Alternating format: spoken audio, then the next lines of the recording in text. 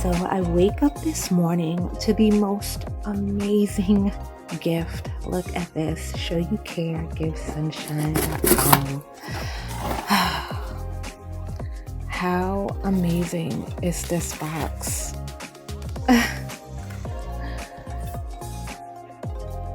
This means so much to me. I have the most amazing friends. Oh, there's something in here too. Look at this. How nice is that? And I so wish I could eat these cookies. Oh man, I would just gobble these up if I could. Thank you so much, Alexis.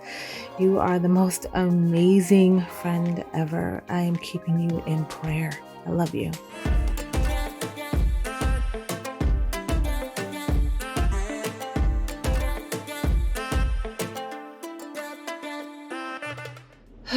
Good morning.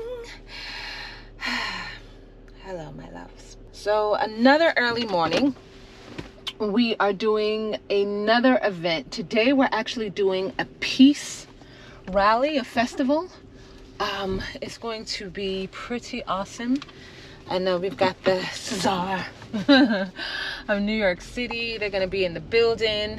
Well, not in the building. We'll be in the park. Right now, I am trying to rush like I know I'm always late. Every time I'm telling you, I'm late. I feel like the bunny on Alice in Wonderland, just running around. I feel like because I do a lot. There's a lot that is done. I am running right now to mail equipment because when I do my fundraising galas, we use equipment for that.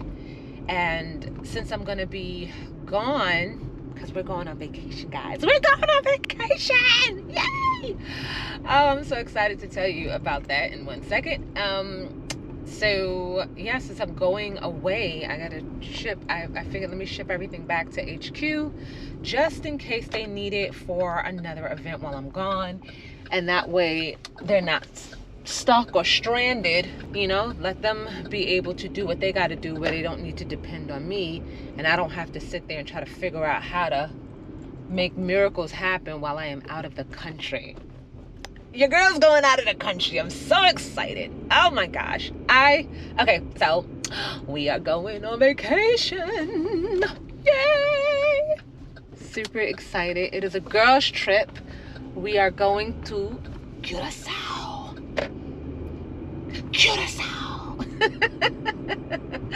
I've never been before. I am so in need of a vacay. I have not been on a vacay in so long. I don't even know how to pack. So tonight, when I get home, and this event is an all-day event too. Oh my gosh, all-day event. I have to run home, do laundry, pack, and get ready because first thing in the morning, we are off and away. Oh my gosh, I am so excited. So I am going to do my very first travel vlog. Yeah, this is so crazy. I'm so excited that I get to share this journey with you. Actually, this is kind of cool. That I get to have you with me throughout all of this. So we are going to be rushing. Now I was smart because a few weeks ago I already purchased some stuff online and it was already in a box at home that I was going to bring to the trip, which I'm so happy that I did that. So at least I have some items that I could just throw in a bag and be cute, feel good in my skin and have a good time. And so literally I just need to do laundry and then put in the necessities, if you know what I mean. Wink wink. So we'll be packing when I get home, literally rushing to pack. Oh my gosh, this has been such a crazy week, but I am so excited about it. Gorgeous hot day. A gorgeous hot day today. But I'm sunscreened up. Makeup is light. I don't do full beats when I'm doing events with the kids. Obviously, you see me with the t-shirt, so I'm back with the Partners Fun Bash. We're doing gaming events for the kids today. This is actually their event today. This is not one of mine's. I just come in and help out. So today, I think they asked me to host. We're going to be doing some competitions for the kids. They're going to be handing out prizes, and so I am going to be managing those games, and hosting the games, and really trying to rally the kids to come together and play and have a good time. We're gonna have a good time, but it is hot. I wear long sleeves. Yes, it is like gonna be almost 90 degrees today, and I wear long sleeves. I wear long sleeves for sun protection. I am definitely, oh my gosh, when I tell you, I've made the mistake in the past doing these kids events, and I would wear sleeves, and some sleeves are short, some sleeves are long, and then I'm getting all of these wonky tan lines. I look crazy. Now it's time for me to sit out and relax, and I literally look like a geometry puzzle. It's crazy.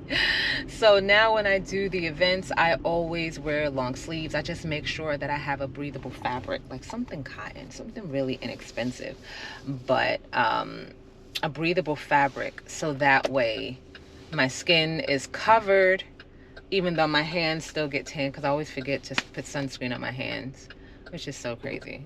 Like, I'll put sunscreen on my face, I get the neck, I get the earlobes. Make sure you get your earlobes, y'all, because I just be having mismatched faces and necks and stuff. Get that neck, get them earlobes. So I'll do all of that, and then I won't put it on my hands. So then my hands are all tanned, and then my arms are all, I look crazy. That's okay, because in Curacao, we gonna get it right, baby. I gotta make sure I pull out the swimsuits. I gotta pull out all the swimsuits, because I plan on being bronzed. I'm being bronzed. Now the girls, it's a work trip for the girls. You know, they have the ability to work from anywhere, so they'll be working their 9 to 5s. But as for me and my house, hello, we gonna serve the Lord on the beach, at the pool, in the sun, having fun. Oh yeah, we gonna honor God in all his fullness. Okay, come on now. Yes, this is the day that the Lord has made, and surely we shall be glad in it. So while they are working, I am going to be laid out. I will bring my laptop though, because I still have some work that I need to do to get ready for the summer program. I've got most of the kids all registered on board and enrolled. I just have a few more. You know, there's always one. You tell them a deadline, and then, I don't know, they think that's the start date. Why do people do that? And that's not even kids, that's people in general. They just, yeah, I see your due date, but maybe that's a start date. Why didn't you just do it? Why wait until the due date to submit? Why? And then you're rushing to get it done, and now you need extensions when you could have did it 2 weeks ago, and you wouldn't even have to worry. Now I'm playing catch up, making sure everybody's paperwork is good, their company profiles are set up, that I have actual assignments to give them. Oh my goodness. So due date was today. So I sent final warnings to them that everything needs to be done today. So I will be bringing my laptop to Curacao, and I'll take some time one of the days to complete all of their onboarding and get them registered, so that way we're good to go. When I get back, literally, I get back, I have 1 day of rest. And you know that's not 1 day of rest. That is 1 day of emptying out your luggage, doing laundry, setting up for the day. And then Monday morning, bright and early, I have the first orientation. And I have about over 30 kids for the summer. I have over 30. So I broke it up into sessions, because there's no way I'm doing orientation with 30 people. I already know People are not going to be attentive. They're going to have questions. I need to do trainings. So I broke it up in sections. I'm pretty much got an idea of what their jobs will be. It's based off the skills, what they told me that they have access to. Some kids, because I'm working with kids, they have their first jobs. Not everybody has the fortune of having the newest PlayStations and, computers and phones and stuff like that. Sometimes we take that for granted, that everybody has it, and that is not true. That is not true. So I do have some kids that do not have access to smartphones or to computers. And so I have to figure out a way for them to participate. I know, and you're like, well, why are they on the job if they can't participate? That was not my doing. That was, I work with agencies that help me to find children, that helps me to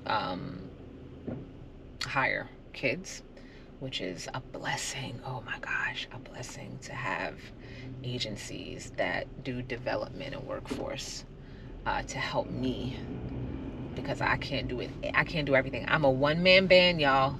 Believe it or not, it is just me. I do have advisory board members. However, on site, in the office, on the phones, in the emails, you're talking to a team of one. Me. So, it is a lot. So I look for collaborative spaces where I can connect and get some helps, because I need some helps. So that's always good. So yes, I need to figure out what the job roles are, because I do teach graphic design. Everything is virtual though. We're not in an office. I don't have an office space. Hopefully next year I get to collab with a business that allows me to have office space in Staten Island, because the program is right now based in Staten Island. So that way I can have kids come in and we could do things and have instructors come in and really help teach. But right now, basically, it's light. And I do everything online. I don't have them for long in the summertime. They only work 6 weeks. So it's not like I'm able to go through an in-depth training and teach them a skill where they can, call themselves an expert. No, but I do teach basic design, basic social media, media planning, digital planning. And then I task them to source BIPOC-owned businesses and all of that good stuff. So now, like I said, I am trying to run, because I need to be on the road on my way to my event literally in 30 minutes. So I am praying to the gods, please let it be so this place is empty, or at least I'm not waiting. The parking, that's always a good look. Always a good look. All right, so let me drop off this equipment, and then hopefully we can get this done in 30 minutes. I'm hoping 15, and maybe I can get some breakfast. Oh, I can get some breakfast. Oh my goodness, I'm so excited. Okay, let's go. Lego. Yes, God is good. That took literally 10 minutes. There was nobody inside, thank goodness. When I left, there was 7 people waiting to get in. Thank goodness. I would have never made it if I was just 10 minutes later. And now I have to figure out where it is that I'm going. Where are we going? Okay, it is hot. We gotta put this AC on, baby. Hot like fire. Let's see. We are going to Brooklyn. Oh, this is going to be real quick. So that won't be too far. We are going to the Prince Joshua Avito Community Center for the Peaceful Summer Fest NYC. Oh gosh, it's going to be a long day. It's going to be a long day, and I have to be there at 11 o'clock. Great. So I have more than enough time to get there. That's great. Oh, it's actually not setting, which is so, what is going on? My makeup just don't be set in the way it should be set. And let me go ahead and put this hat on because I'm sweating so bad. And I went and got the, everybody keeps talking about this, oh my gosh, my whole eyebrow just left. The whole eyebrow gone. The whole eyebrow gone. I just wiped my whole eyebrow off. Oh man, when I'm telling you, if y'all got eyebrows, appreciate your brows, yo, because when you lose them, it is difficult, man. This is a hard one. I always say it was a casualty of war, and I'm very thankful that that's the only sign of the war is my eyebrows being gone. You know, that's a blessing. But boy, I miss having eyebrows. All right, let's talk about the eyebrows. So, I am a stage 4 patient.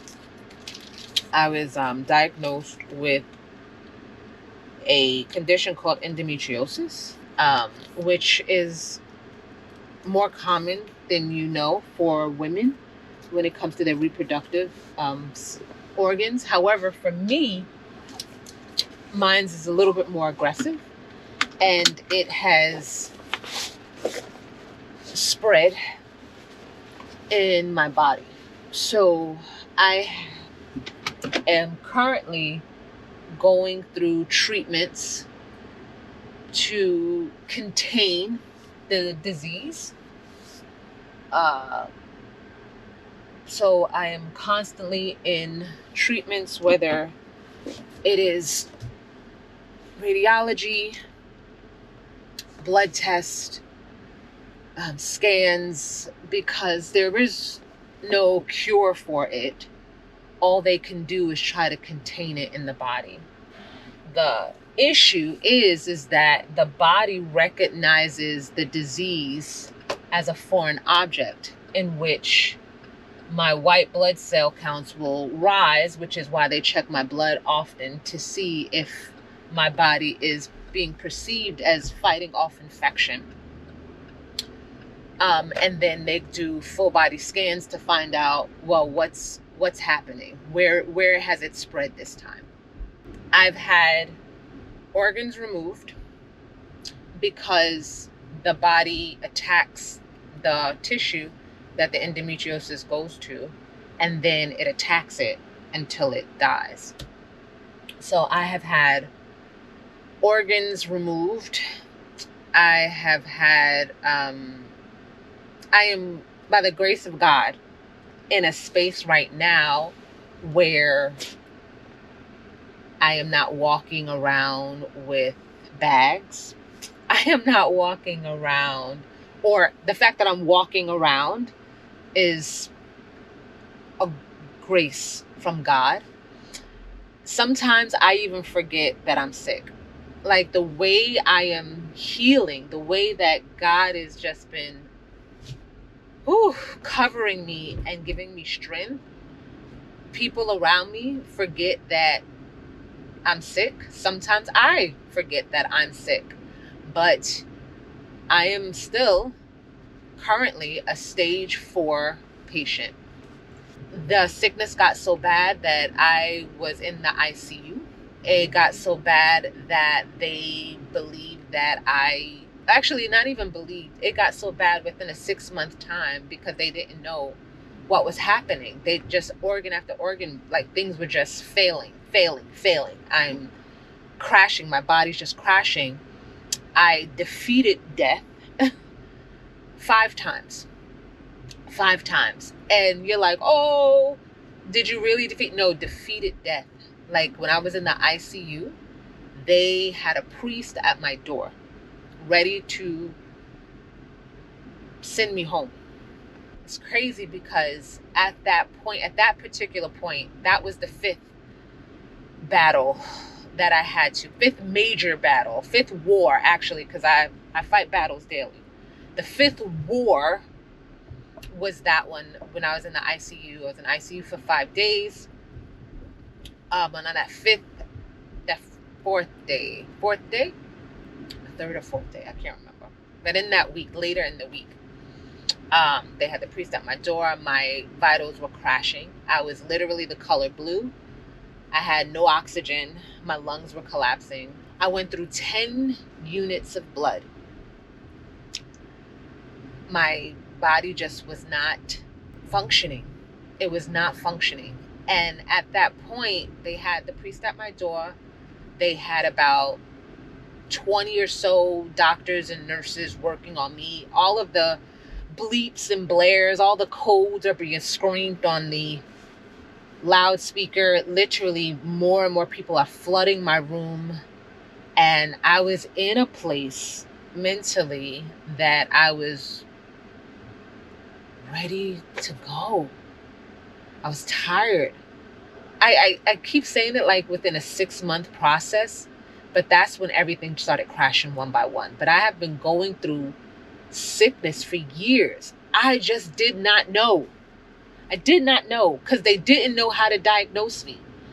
Since I was a little girl, since my very first cycle, I always had a regular.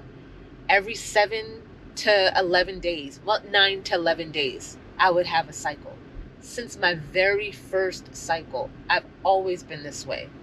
I was on birth control way before it was even a talk about birth control, because they was trying to regulate, because they didn't know why I just could not stop.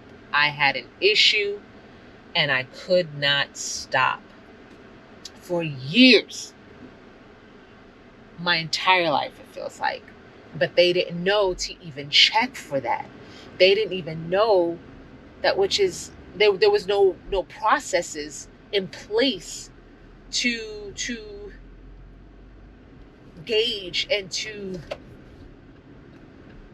make that happen. The whole thing that really triggered finding out was that I was having these massive headaches. Like my head would hurt so bad that it was crippling. And I went to a neurologist. I went to doctors after doctors, and then they found swelling in my brain. Swelling in my brain. They initially rushed me to the emergency room because I'm at the optometrist and he sees the swelling behind my eyes.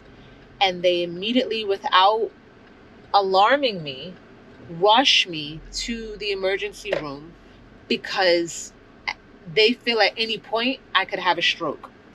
So what happened is when they go to optometrists, they'll dilute your eyes so they can see. And when they diluted my eyes, I went completely blind. And then as they looked into my eyes, that's when they saw the swelling behind my eyes and rushed me to the emergency room to have me. And that was the beginning of the craziness. From there, I've had a procedure. I did a lumbar puncture for the swelling in my brain, which helped significantly. But within that procedure, that's when the other parts of my body was like, oh my gosh, ring, ring, ring, ring, ring, ring. And so all my senses was just like, oh, I have this headache. I have this headache. And then the headache dissipated. And then that's when literally one by one, I started going through horrible, horrible trauma in the body, which led to 5 surgeries. 5. One, two was open surgeries. Very serious, very traumatic surgeries. Leading up to 6 months. All of this happened within, all the surgeries happened within a 6-month time frame. All of them. But the last one. Because they said my body, they couldn't do that because my body had too much, that my body needed to heal a bit before they went in. And that was the last open surgery. Another huge surgery. And that one led me to the ICU. And so with all of the treatments, all of the radiology, all of the hormones changing, all of the stress, I literally lost my eyebrows. Actually, through all of it, I lost all the hair on my face. I did get eyelashes. I'm very happy to have eyelashes. I do have falsies on the side, my magnetic clips, because, I like a quick clip. But my eyebrows have been struggling to come back to the fullness of what it was. And so out of everything, I have scars on the body from the surgeries. Obviously with all of the changes because of the reproductive system, my hormones is different. So I have different things happening. So if the only sign of my sickness is the fact that I have no eyebrows, to God be the glory. That was the only casualty of the war. Amen. I lift my hands and I give him glory. Thank you, God. Thank you, God. I am still here for a purpose. But let me tell you about this one moment in my journey. So I'm in the hospital. Priest is at the door. Doctors are in. Codes are flaring. My BP was like 54/32. It was like crashing. My oxygen was below 70. My lungs were failing. My lungs were collapsing. I had no oxygen. Blood, I went through 10 units of blood. 10 units of blood in 1 week. That is, if you are in the medical field, you know that's crazy. And I was ready to give up. The pain, I have a high tolerance for pain. So when I say that I am in pain, baby, the pain is paining. For years, I didn't know my body was hurting. I just thought I had headaches. And it's crazy, as Black women, I think we just have this tolerance for stress.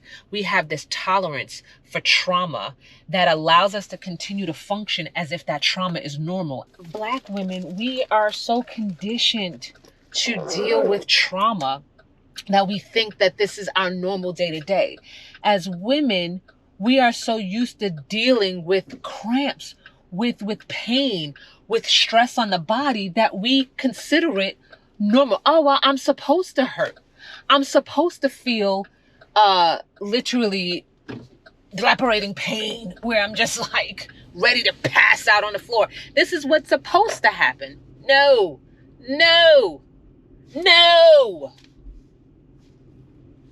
But we function. So at this point,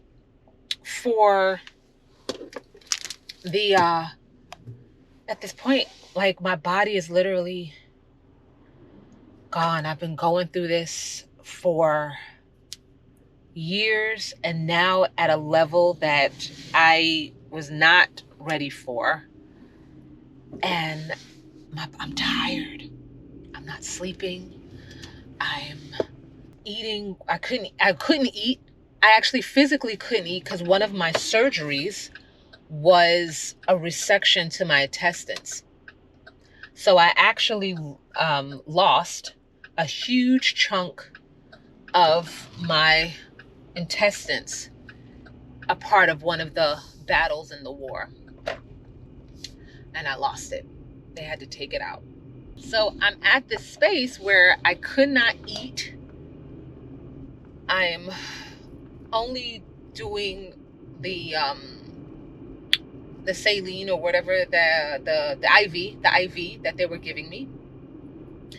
I was literally bones. I lost so much weight. I had no strength. It was horrible. The mental depression of it all was just unbearable, because I went through all of this during the pandemic. So my family couldn't even visit me in the hospital.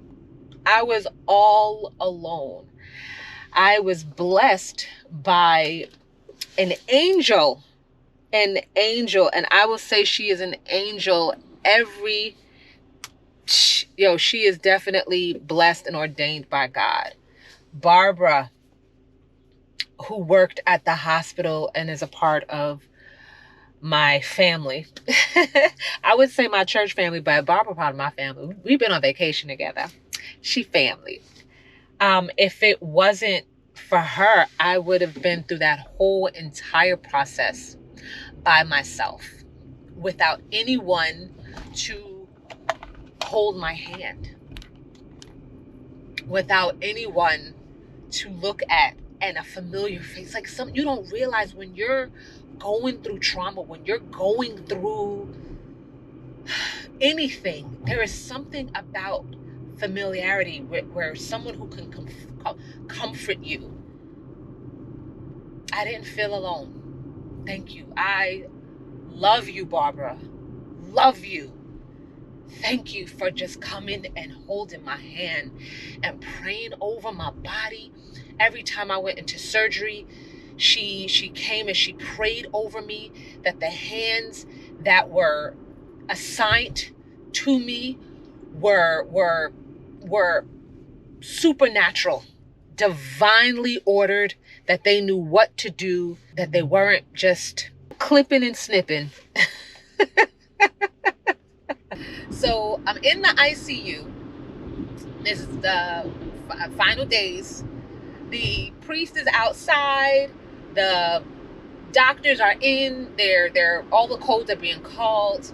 They are doing everything that they can. But my vitals are crashing. Like, they are crashing fast. And there is some machine that they need to hook me up to, and they can't.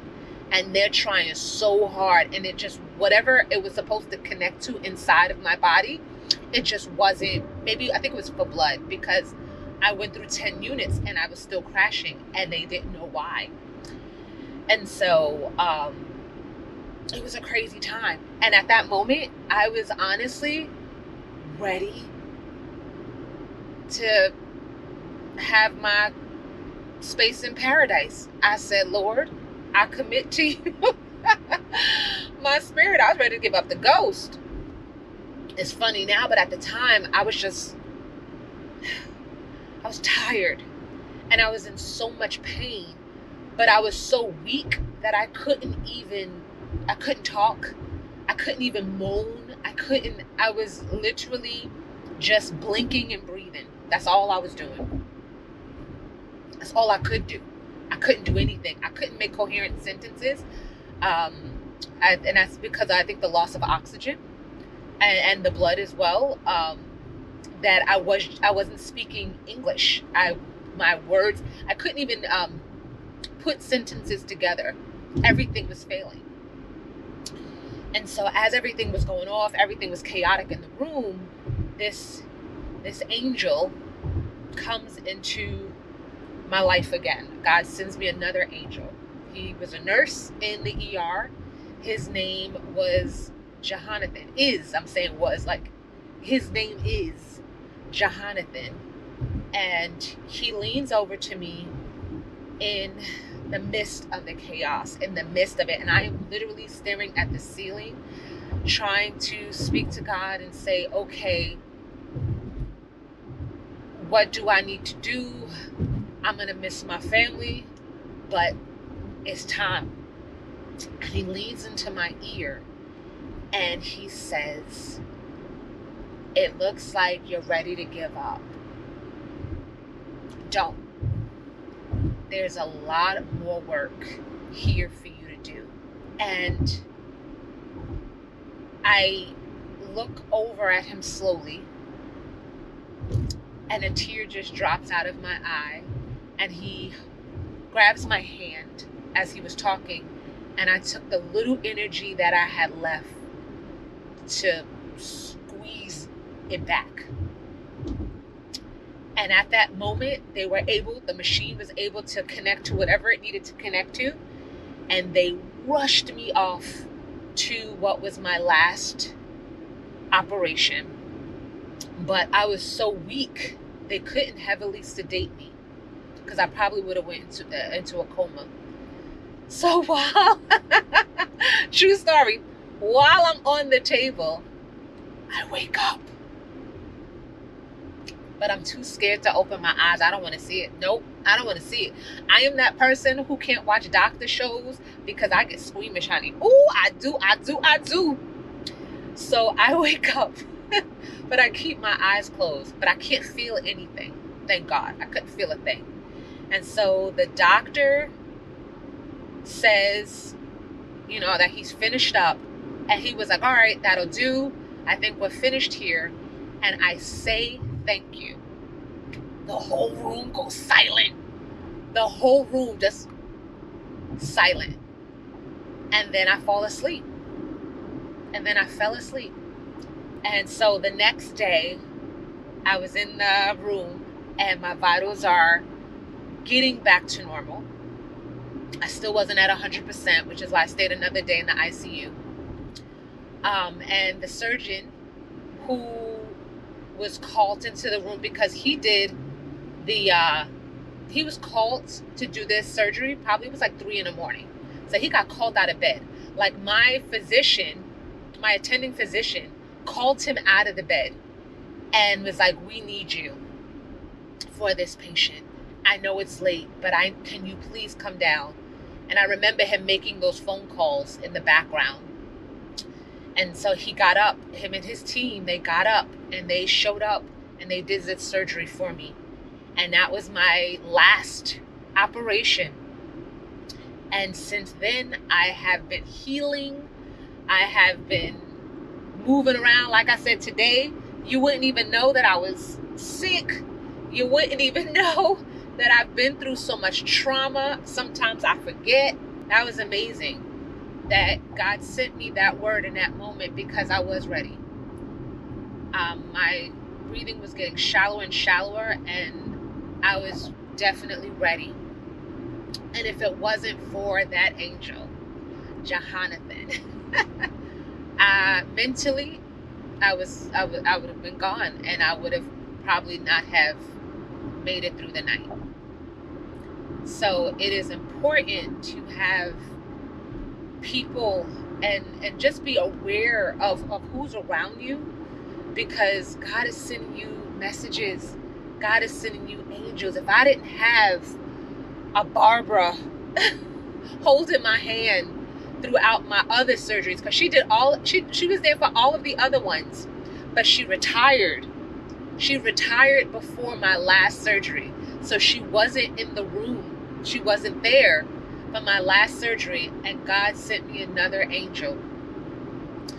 And for him to tell me that there's still work for me to do, I take heed to that. Like, I got things to do. And so I literally, when I got out of that hospital, I literally ran. I was running out of that hospital, ready to find out what it is that I am meant to do here on this earth. Whose lives am I supposed to touch? Because my life has just been transformed. And that is how I literally put the battery into my nonprofit. So that's when I formed the nonprofit. By the grace of God, normally in New York City, it could take you up to 2 years to be approved for a 501c3. I got my approvals in not even 3 months. My approval went so fast. Like everything. Once I was like, you know what? Let's start getting out there and doing the work. Things just been happening. And now we are 2 years. We're going to be 2 years in August. So 2 years ago, all of this happened. 2 years ago, all of this happened. Matter of fact, July was when that surgery, 2 years ago in July was that surgery. So as you can see, August is the 2 year. I literally got out that hospital and was running. I was like, let's go. And that was the blessing. So I am still currently stage 4 my diagnosis. I don't know if that'll ever change. This is something that I have to live for the rest of my life. Every few months, my doctor will call me in and say, it's that time again, Janelle, and I have to go through all of my testing, and it's so annoying, but it's the precaution that you have to do to make sure that I'm healthy. And right now, I'm still in a space where there are no surgeries needed. I'm still in a space where I can do what I love and be around family and live life and vacation. Yes! Curacao! So that is really important to me, to have that ability to live life, because 2 years ago I was literally fighting for it. I was fighting for my life. I was fighting for my life. And every day is a battle. Every day my body will tell me that I'm good, or say, oh, not today, baby. And I have to listen to it. And those moments be like, oh, let me go ahead and have a sit down, because I'm doing too much. I can't eat everything that I used to eat, even though you saw me just eat that, order that sandwich. And it was good too. But it's a learning process. I'm learning a whole new normal for life, but I am not in pain the way I used to be. I still have days where I'm in pain, and I'm still functioning. I still go on because I don't want people to worry about me, or, I do these things for the kids, and I'm out here lifting equipment and running around with the kids, and I'm not 100% in my body and my mind, but I push. The show must go on. That's showbiz, baby. But I'm very grateful. I am very, very grateful, and I just missed my turn. Of course I did. It's okay. That's what I get. I wasn't paying attention to the GPSs. So it's okay if I don't have an eyebrow. But every day I'm gonna paint them on. I'm gonna paint them on, because I can't be outside without my eyebrows. I look crazy. I got all this forehead and I ain't got no eyebrows. Oh no. Oh my gosh. Oh my gosh. No, we can't be doing that. Your girl needs something to break up that 5 head of mine. That's why I'm wearing the visor. No. I wear the visor to protect me from the sun, because that's very important. With all these new changes in my body, hormonal, because of the surgeries, because of everything that I've done, my body has literally, what I used to do, I can't do no more.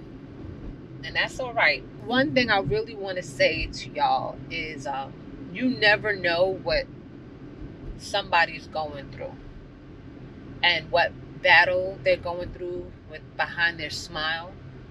And so I think it's so important to just have a little grace. Have a little more grace for each other. Have a little more grace for each other. Yeah, there's so much even in this story, that in this journey of mine, that I haven't even gotten to go through. So maybe I will. Maybe I will do a video and really go into the depths of my journey through this.